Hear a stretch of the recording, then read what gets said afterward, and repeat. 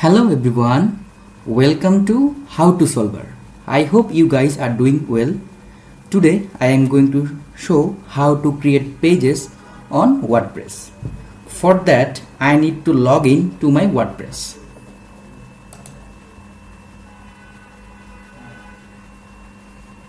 As you can see, this is my admin dashboard. So you will find pages and click on the all pages. So if I want to add new pages, I will click on the add new page.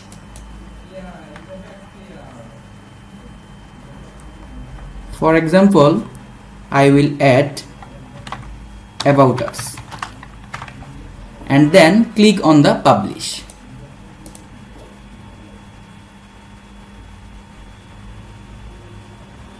Okay, as you can see, the page is published and I will click view page.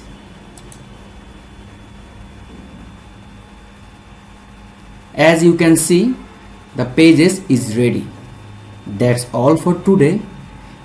Thank you. If you like my video, please like, comment and subscribe, and don't forget to press the bell icon.